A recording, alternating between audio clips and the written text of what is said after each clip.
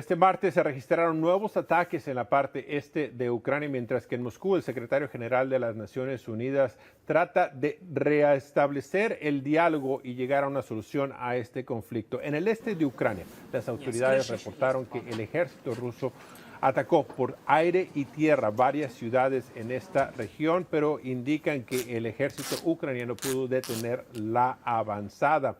En Moscú, el secretario general de las Naciones Unidas se reunió con el canciller ruso, así como el presidente Vladimir Putin, tratando de restablecer el diálogo, llegar a un cese al fuego.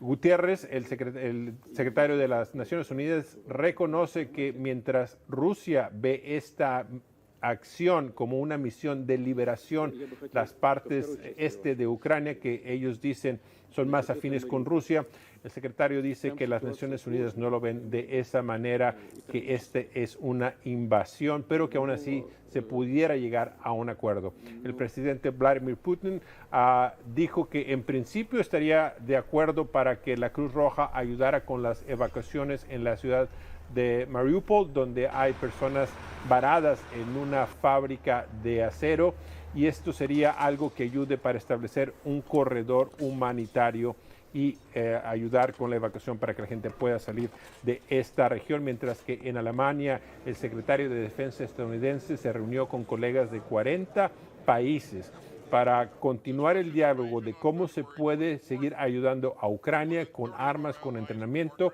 El hecho de que ellos dicen que se reunirán cada mes da a entender que ellos creen que este es un conflicto que durará mucho tiempo. Gustavo Valdés, Lviv, Ucrania. El gobierno de Ucrania culpa a Rusia de los recientes ataques en la región separatista de Transnistria, una república autoproclamada sin reconocimiento internacional, pero apoyada por Rusia dentro de Moldova.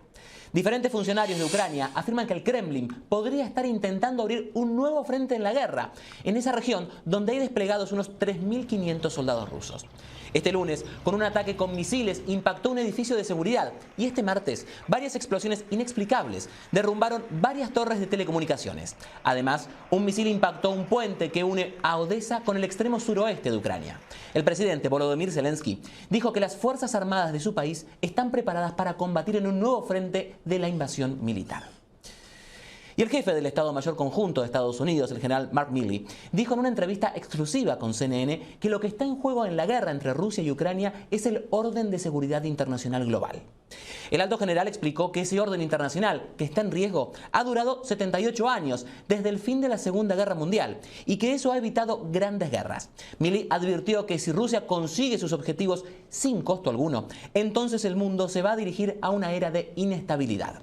Pero para profundizar sobre estos temas, le damos la bienvenida a Sal Emergui desde Jerusalén. Sal, muy buenas noches para vos. Las palabras del general Milley se registran en medio de este encuentro del presidente Putin y el secretario general de la ONU, Antonio Guterres.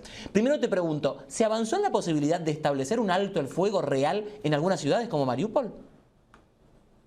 Hola, pues realmente no. Es que esta jornada, la 62 de la invasión rusa, transmite señales inequívocas que no vemos no solo una posible tregua en varias ciudades, sino tampoco un acuerdo a largo plazo. Las diferencias hoy en día entre Ucrania y Rusia son tan grandes como la distancia que hemos visto hoy en el Kremlin, en la mesa enorme, esta mesa ya famosa, entre el presidente Putin y el secretario general de Naciones Unidas, Antonio Guterres. Putin, en su intervención, ha afirmado que ha reconocido por primera vez que hubo avances importantes en negociación con Ucrania en Estambul, pero que tras lo ocurrido en Bucha, todo cambió radicalmente, según sus palabras. Según él, en Bucha lo que pasó fue una provocación ucraniana y no, como dice El Mundo, los testimonios y las imágenes, crímenes de guerra a cargo de Rusia. Con todo, Putin deja abierta aún la puerta para la diplomacia. Escuchémosle.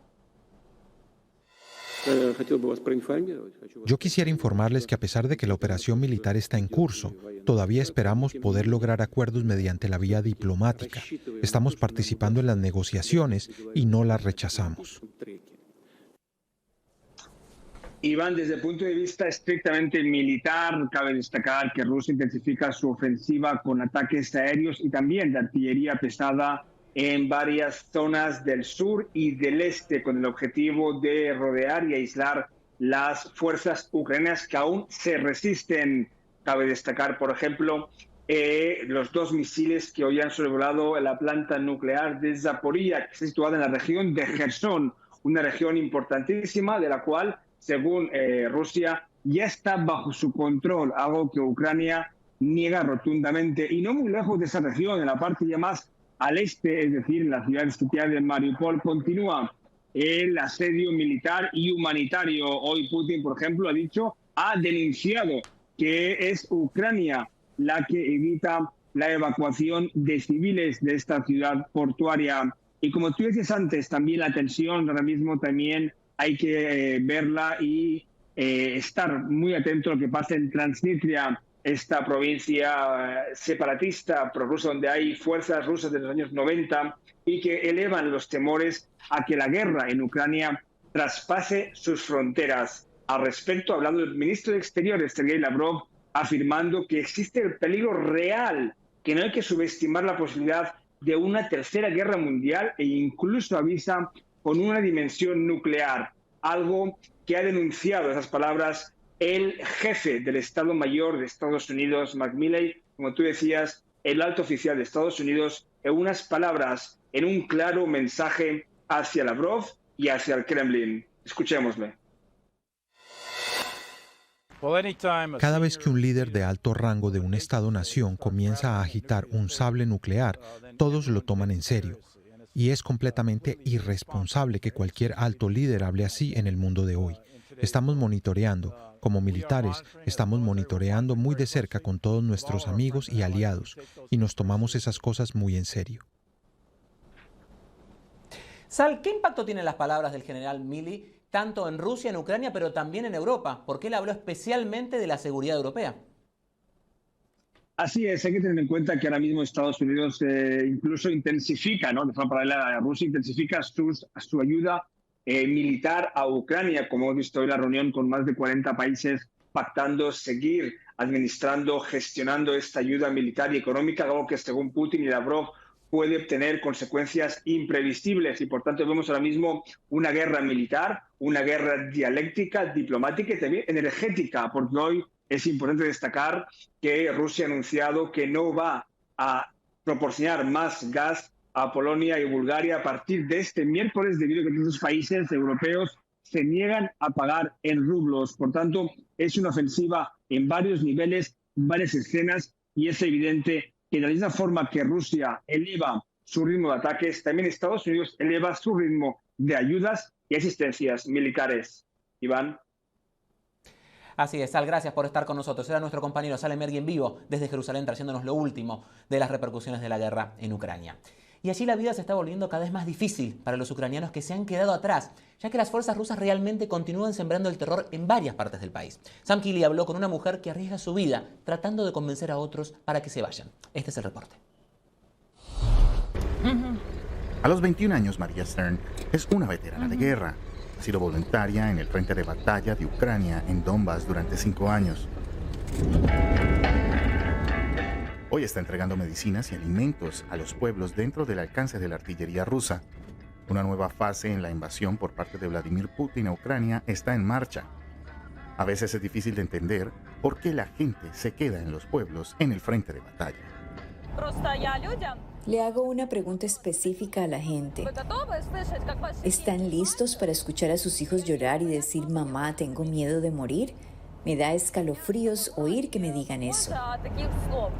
Las tropas rusas han capturado Izium, a unos pocos kilómetros al norte. Golpeando las ciudades cercanas con artillería y cohetes, avanzan lentamente hacia el sur, hacia Slaviansk y la ciudad de Kramatorsk. El objetivo de Rusia es capturar este territorio. Para hacerlo, necesita invadir este paisaje. María se dirige hacia ellos, a unos 5 kilómetros de las últimas tropas rusas y fuertes bombardeos informados. Ella ignora las sirenas de ataque aéreo. Una familia de la que se ha hecho amiga está esperando en su casa y ella les lleva comida. Al llegar, buenas noticias, accedieron a retirarse. Una última carrera en el jardín de primavera para Eugenia y Alexandra, ignorando las sirenas del pueblo.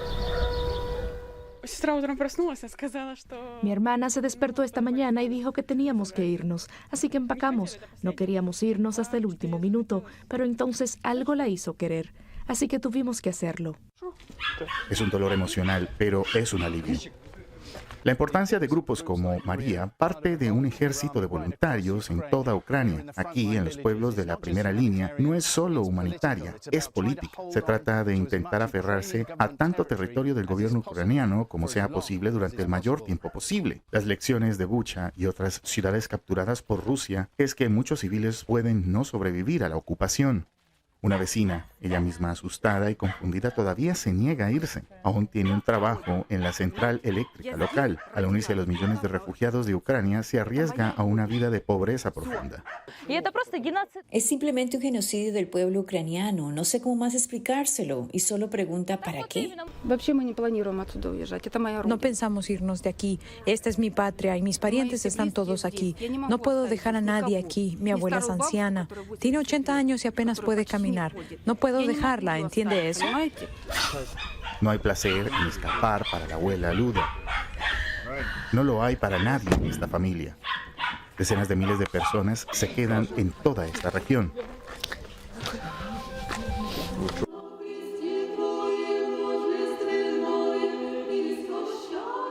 En una iglesia ortodoxa cercana, las oraciones por la paz dominan los servicios de Pascua, pero el fantasma infame de la guerra se manifiesta fuertemente aquí. Sankiley, CNN, Mykolaiivka. Las autoridades de Ucrania informaron que se lanzaron 2 misiles teledirigidos contra la ciudad de Zaporilla. Y es que la región ya llevaba tiempo preparándose para estos ataques rusos. Zaporilla acoge a una gran planta de energía nuclear actualmente controlada por las tropas rusas. El responsable de la central nuclear advirtió que si un misil llegase a impactar a esta instalación, podría desencadenar una catástrofe. Es la advertencia que llega en una señalada fecha. Exactamente cuando se cumple el 36 aniversario del desastre de la planta nuclear de Chernóbil. Coincidiendo con la señalada fecha, el presidente de Ucrania, Volodymyr Zelensky, se reunió con el jefe del Organismo Internacional de Energía Atómica, Rafael Mariano Grossi. Visitó Chernóbil después de que la central nuclear estuviese más de un mes bajo el control de las tropas rusas. Por cierto, Zelensky aseguró que el mundo volvió a estar nuevamente a un paso del desastre. Señaló que las tropas rusas que tomaron la planta no atendieron a la seguridad nuclear y tampoco actuaron como si estuvieran en una zona de combate más. Zelensky considera que, dado el nivel de amenaza, Rusia no tiene derecho a chantajear al mundo con la amenaza de armas nucleares. Y es que el canciller de Rusia, Sergei Lavrov, aseguró que el peligro de una guerra nuclear es serio y también real.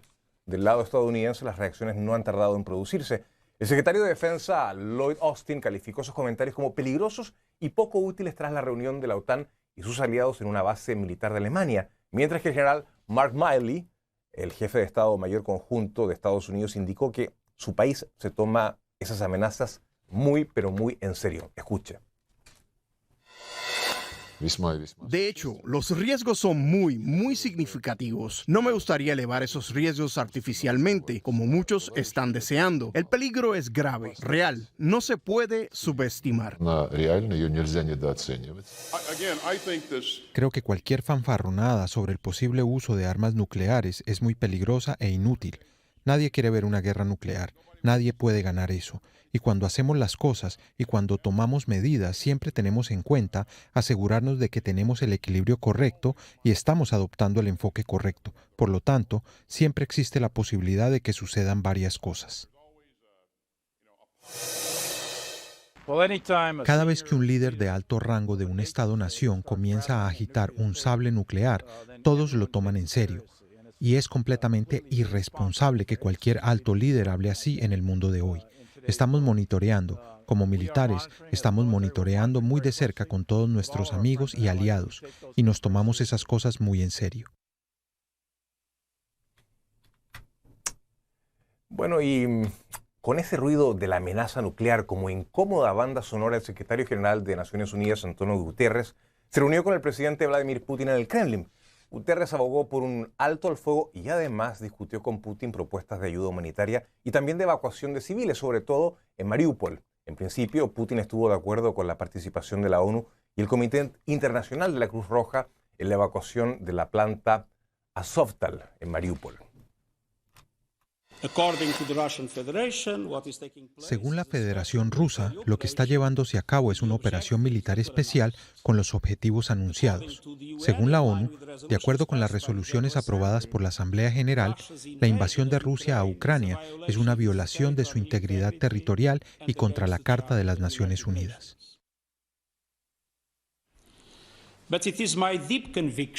Pero es mi convicción profunda que cuanto antes terminemos esta guerra, mejor para el pueblo de Ucrania, para el pueblo de la Federación Rusa y los que están más allá.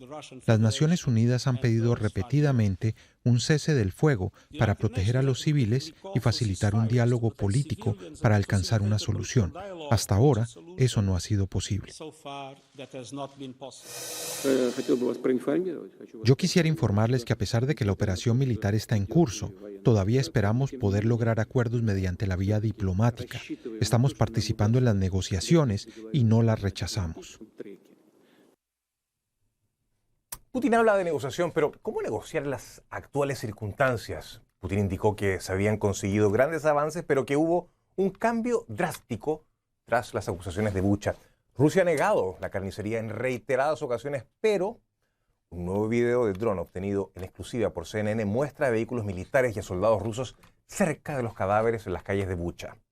CNN geolocalizó las imágenes y confirmó la autenticidad del video grabado el 12 y el 13 de marzo. En el video se ve incluso a varios soldados rusos alrededor de un vehículo militar estacionado afuera de una casa en la calle donde se identifican varios cadáveres. CNN ha buscado la reacción del Ministerio de Defensa de Rusia, pero no hemos recibido respuesta todavía, aunque el Kremlin ha insistido en repetidas ocasiones que los videos que muestran cadáveres en las calles son falsos. Y los horrores de la invasión rusa no terminan en Bucha, por supuesto. En Mariupol ya se cuentan 3 fosas comunes alrededor de la ciudad. La tercera, captada en imágenes satelitales de Maxar Technologies, fue localizada en el pueblo Stary Krim y se extiende más de 200 metros. Las autoridades denuncian que las trincheras empezaron a excavarse el 24 de marzo después de que los rusos ocuparan esta aldea. Y dicen que para el 7 de abril una buena parte de ellas ya estaban cubiertas. El alcalde de Mariupol acusó a las tropas rusas de involucrar a la población local en los entierros masivos a cambio de alimentos. CNN no puede confirmar la versión de las autoridades ucranianas de manera independiente. Mientras tanto, en la ciudad portuaria de Odessa, un misil ruso alcanzó un importante puente de carretera y ferrocarril, dejándolo gravemente dañado. Y ahora vamos con mi primer invitado de la noche.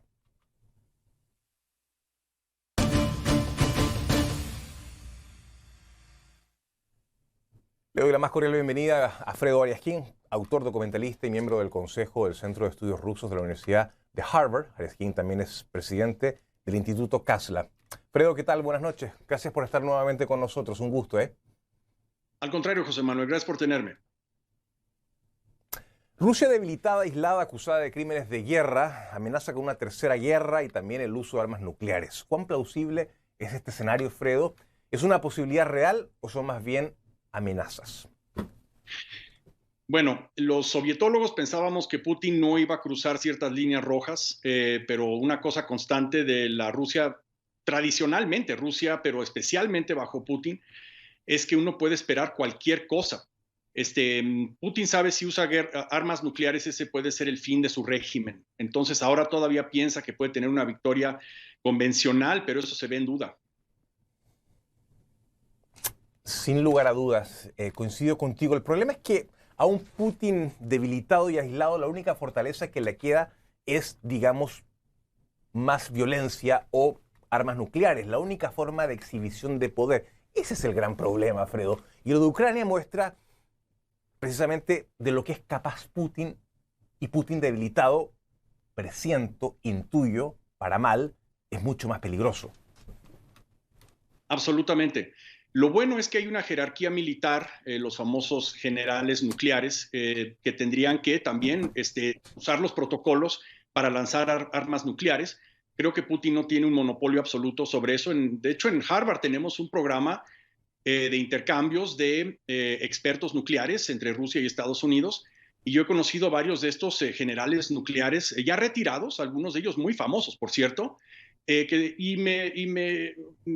me hace que es gente súper sensata y bastante balanceada. Menos mal que están ellos ahí o gente como ellos alrededor de Putin. Y si Putin dice que quiere lanzar armas nucleares, posiblemente ellos entorpezcan un poco el proceso. Está por verse porque realmente hasta dónde llegan los tentáculos del poder de Putin no lo sabemos. Ya son lo suficientemente amplios, Fredo. Ahora hay quienes creen, y yo no me incluyo en esa lista, que Putin necesita mostrar un triunfo en el Donbass para aumentar su popularidad en Rusia. Putin controla todo en Rusia y creo que, o casi todo, y creo que toda circunstancia es adaptable a su narrativa, algo muy propio de autócratas y dictadores. ¿Cuál es tu parecer al respecto?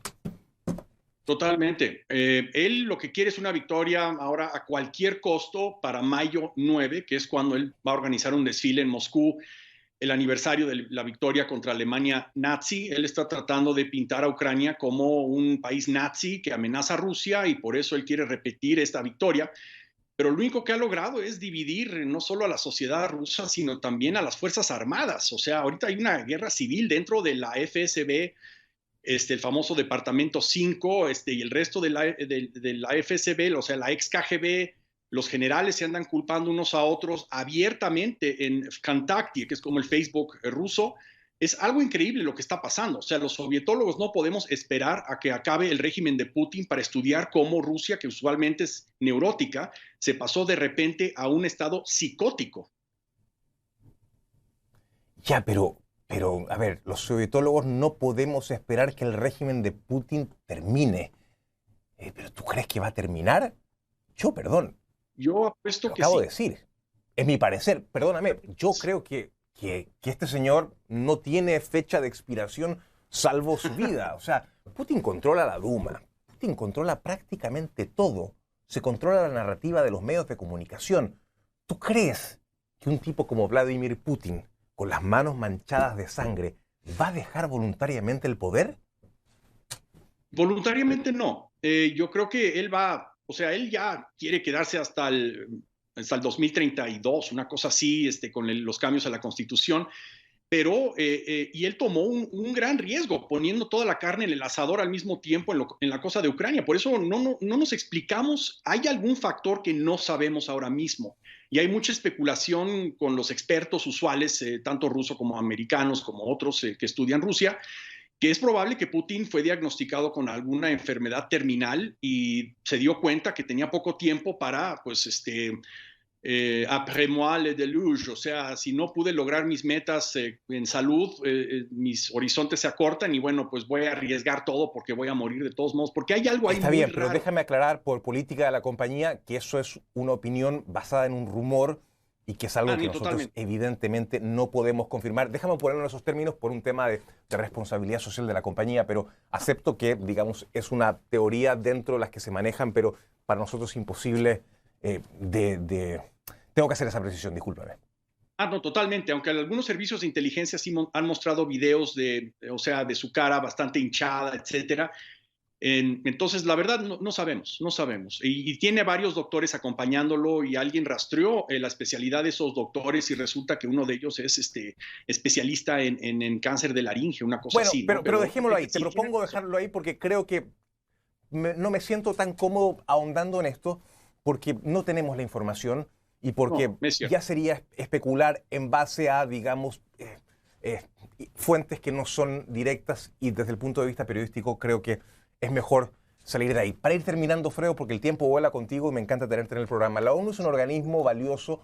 Hemos visto lo que hace ACNUR y varias agencias, pero durante las guerras, las catástrofes, el apoyo a las políticas públicas, digamos, siempre es bueno, pero a la hora de articular un cese al fuego, una salida diplomática, la influencia de la ONU es escasa.